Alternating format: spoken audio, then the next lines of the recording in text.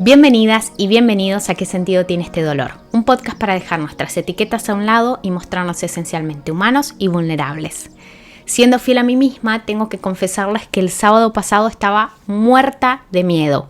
Casi que borro el podcast y finjo demencia y digo, ya está, si me preguntan a ver qué pasó, les voy a decir que no sé, hubo un problema técnico, una falla, algo y no lo pude bajar el episodio, pero digo no, tengo que afrontar este miedo, plantarle cara y trascender un poco estas emociones que me estaban agarrando a último momento porque necesitaba darles como una trascendencia y también demostrarles con esta experiencia que sí se puede, que aún con miedo se pueden hacer estas cosas.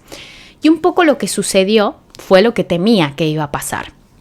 Antes de publicar el podcast, yo lo grabé 2 semanas antes, lo edité, lo dejé bien bonito y dije, le voy a mandar este episodio a algunas personas queridas que yo sé que pueden darme una devolución y que también me pueden decir a ver qué opinan, si es un contenido que escucharían, si les gustó, si estuvo corto, si estuvo largo, algún feedback. Y a 2 personas que quiero muchísimo y que están en mi círculo más íntimo, no se los quise mandar por una cuestión de que sé que son muy perfeccionistas y muy autoexigentes. Y que si se los mandaba seguramente algo me iban a marcar que estaba mal, que estaba incorrecto. Obviamente desde su amor y desde su bondad, no lo dudo. Pero esas como marcas que me iban a dejar desde mi trabajo, en mí yo debo admitir que no soy una persona que es tolerable a la crítica. Y esto tiene una justificación, porque soy mi peor crítica. Tengo un nivel de autoexigencia y de perfeccionismo tan alto que cada vez que alguien me hace una crítica es como que le suma las toneladas de crítica que tengo conmigo misma y eso termina siendo una bomba atómica. Entonces dije, a estas personas no les voy a mostrar mi podcast hasta que no esté publicado, porque si no me va a dar miedo y seguro que no lo publico. Bueno, conforme se iba llegando la fecha de estreno, digo, ya está, se los muestro, les digo a ver qué opinan, que me digan su opinión, etcétera, porque más vale arreglarlo antes que después pasar un papelón. Y sucedió esto mismo, que desde su amor, desde su bondad y también desde el cariño hacia mí, que obviamente quieren lo mejor y quieren verme crecer, me marcaron algunas cositas que no se podían arreglar, que ya estaban grabadas y estaban así y no se podían arreglar, no había forma. La única forma de arreglarlo era volver a grabar todo y volver a editar todo de nuevo. Entonces estuve una semana dándole vueltas y vueltas a esto de volver a grabar el episodio, volver a editarlo, volver a pasar por todo ese trabajo de nuevo y no podía en la semana. Solamente el viernes, el sábado estrenaba el podcast, solamente el viernes tenía el tiempo de volver a grabarlo. Entonces dije, listo, el viernes me aparto el día en mi agenda y me pongo a grabar y editar y hacer todo lo que tenga que hacer para que quede perfecto, fenomenal, así ustedes lo escuchan y dicen, wow, qué bien que quedó esto. Resulta que el viernes me levanté con un dolor de garganta abismal. Estaba muy descompuesta, un dolor de cabeza terrible. Era como casi que mi cuerpo me decía, ya, frena un poquito, pará con esta autoexigencia, relájate y disfruta también de estos logros, pero estaba tan envuelta en todo ese círculo de perfeccionismo y de frases de autoexigencia y de todo lo que me ponía encima que no lo podía ver en ese momento. Y toda esa semana obviamente se juntaron como varios factores. Dormí fatal, estuve con el aire acondicionado porque hicieron días de mucho calor, me empezó a doler la garganta, me dio angina, fiebre, etcétera. El viernes fue como la bomba que detonó de todo esto, este estrés y toda esta tensión que venía acumulando.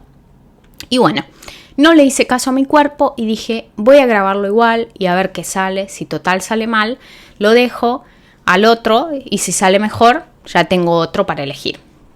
El viernes me la pasé todo el día esforzando y forzando mi voz, y digo esto porque ahora les voy a explicar por qué. Forzando. El resultado no fue bueno. La verdad es que no me gustó ninguno porque con la congestión que tenía y los problemas de voz no se me escuchaba bien. Muchas veces como que se me venía esta misma congestión nasal y me salía como la voz nasal y no se entendía bien lo que quería decir. Entonces lo volví a arreglar y así estuve como en estos bucles constantes y no quedó muy bien. Entonces, dicho esto, dije, a ver qué pasó. ¿Qué puedo aprender de esta situación que para mí fue extremadamente frustrante y que casi hace que me baje del podcast, que me baje de este proyecto que para mí era muy importante? Y gracias a esta experiencia pude aprender 2 lecciones muy importantes. Y la primera tiene que ver con el óctuple sendero del budismo. Se hace mucho hincapié en el esfuerzo correcto, en la acción correcta. Entonces, cuando empecé a hacer toda una reflexión y una perspectiva de lo que me había llevado el podcast, de todo esto que había hecho con mi cuerpo, de forzarme, de no escuchar cuando mi voz me decía basta, de no escuchar cuando mi cabeza me decía basta porque estaba saturada y quise hacerlo hasta último momento, no era el esfuerzo correcto. Porque por más que el resultado haya sido perfecto, hermoso, no está haciendo el esfuerzo correcto porque hay un desgaste y hay un ir contra natura, contra tu propio cuerpo, que es lo que tenemos que proteger y no tenemos que ir nunca contra él. Entonces aquí sería como la lección de esforzarme correctamente, lo justo y lo necesario, y no forzarme. Por eso decía esto de la palabra forzar. No forzar, sino esforzarte, pero sin llegar a esto de ir contra tu propio cuerpo. Y el segundo es hacerle caso a tu intuición. Y esto se los comparto también porque es algo que aprendí de un libro que me regalaron unas muy buenas amigas y me encantó, que es El Camino del Artista. Cuando uno comienza a explorar su creatividad y comienza a hacer su proyecto creativo, necesita de personas que lo acompañen, que lo motiven y que lo ayuden a creer en ese proyecto creativo. Y quizá no significa que estas personas sean malas y que debemos apartarlas de nuestra vida, sino quizá no mostrarle cuando está en un borrador o cuando está en un primer proyecto a esas personas que sabemos que son perfeccionistas, que sabemos que son muy autocríticas con ellas, no mostrarle tu proyecto creativo porque es probable que te lo desechen y que te lo deshagan en críticas sin querer queriendo, por supuesto, pero es algo que puede suceder. Entonces, lo mejor es proteger tu arte y escuchar tu intuición. En fin, creo haber aprendido esta lección y me parece de que en este episodio voy a intentar ser más suelta y mostrarme, dicho sea de paso, más vulnerable, que es lo que intento prometer en este podcast. Perdonen la introducción tan larga, ya vamos a entrar en el tema de hoy, que es el sentido de la vida. Y para hablar de este tema, indudablemente tengo que citar a Viktor Frankl, quien fue uno de los pioneros en trabajar el sentido de vida en terapia. Él es el fundador y el creador de su teoría logoterapia. Para quienes no lo conocen, Viktor fue un prisionero de los campos de concentración nazi, donde estuvo más de 3 años encerrado, privado de su libertad y soportando todo tipo de torturas, de las cuales no voy a entrar en detalle porque calculo que a esta etapa de nuestra historia todos sabemos lo que ocurrió en la etapa del nazismo, la cual fue horrorosa. Durante su instancia en los campos de concentración, comienza a preguntarse por qué había personas que estaban en un peor estado de salud y estado físico en general, y le sobrevivían a personas que a primera instancia parecían mucho más fuertes y que tenían un mejor pronóstico de vida. Lo que descubre es que estas personas que aparentemente eran más débiles y tenían un peor pronóstico físico, sobrevivían porque tenían un propósito claro. Anhelaban salir con todas sus fuerzas porque querían volver a reencontrarse con sus hijos, con su familia, con su esposa, e incluso tenían proyectos personales y profesionales muy potentes como publicar un libro o hacer determinada carrera. Todos tenían una motivación lejos de ese campo de concentración. Y de ahí, citando la frase de Nietzsche, aquel que tiene un porqué para vivir puede soportar casi cualquier cómo. Cuando Frank es puesto en libertad, dedica el primer tiempo en buscar a su familia. Pero al poco tiempo descubre que ni su esposa, ni sus hijos, ni sus padres, absolutamente nadie a quien conocía había sobrevivido. Ahora imagínense por un momento estar en la piel de esta persona que después de haber vivido la aberración y el sufrimiento más grande que puede vivir un ser humano, luego de salir, se entera de que toda su familia y todo a quien conocía había muerto.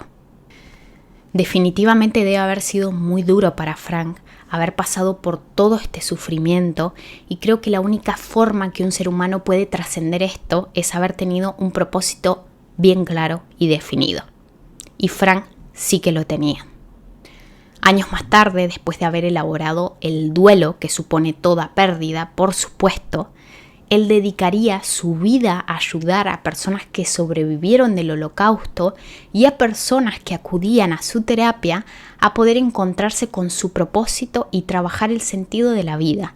Y es ahí donde sienta las bases de la logoterapia, la terapia que busca el sentido de la vida. Si este tema te interesa, te recomiendo encarecidamente que leas El hombre en búsqueda de sentido de Viktor Frankl, el cual es una lectura muy entretenida, cercana y en donde él relata en primera persona toda su experiencia en los campos de concentración. Volviendo un poco a nuestros tiempos y a los problemas que veo una y otra vez en terapia, ligados con la depresión, con la angustia, con este vacío existencial, son personas que acuden con esta misma frase de no le encuentro un sentido a mi vida, no sé por qué vivir, para qué vivir. Y no es ajeno en este mundo en el que vivimos tan desconectados de nosotros mismos, de nuestras emociones, de lo que siente nuestro cuerpo, y donde se le da tanto lugar al tener, al adquirir, al producir, al siempre estar en este bucle de productividad constante, que no nos detengamos un momento a preguntarnos por qué estoy haciendo lo que estoy haciendo. ¿Esto me está aportando, me está nutriendo a la vida que quiero construir? Entonces tampoco va a ser tan ilógico que nos veamos tan faltos de propósito y de sentido hoy en día. Hablo por mí y por muchas personas que se han sentido así en algún momento, porque el no encontrarle sentido a tu vida es una de las angustias más importantes que puede tener el ser humano. Y en parte es porque estamos al borde del abismo, o buscando emociones súper intensas que nos hagan sentir vivos, o sumidos en una depresión absoluta del cual no podemos pasar a la acción y cambiar nada. En mi caso se fue dando un poquito más la depresión, pero conozco muchísimas personas en terapia que buscan esta constante satisfacción y búsqueda de placeres a través del sexo, la comida, los bienes materiales, cualquier cosa que los distraiga de eso que están sintiendo en su cuerpo y que los haga olvidarse de ese dolor y sentirse un poquito más vivos. Y de cara externa a la sociedad puede que se vea como una etapa normal del ser humano, sobre todo si estamos en la juventud y estamos coqueteando con el alcohol, las drogas o los placeres banales. Es como, esta persona está explorando su juventud, está haciendo todo lo que debería, pero conforme, y sobre todo en mi camino y en mi desarrollo personal, conforme fui creciendo, me di cuenta cuánto me distraía de mi dolor y de mi falta de sentido haciendo todas estas actividades de placer que no me aportaban nada, porque es muy lindo el placer inmediato, pero si ese placer a largo plazo te trae sufrimiento, no termina siendo nutritivo para tu cuerpo. Y cuando actuamos contra nuestro cuerpo, contra nuestro templo, el cual es más sagrado, lo único que terminamos haciendo es aumentando nuestro dolor, aumentando nuestro sufrir. Es por eso que hoy quiero acompañarte a que te hagas estas preguntas de las cuales has estado escapando el resto de tu vida, a que te interrogues y que reflexiones si este es el camino que deseas escoger para tu vida.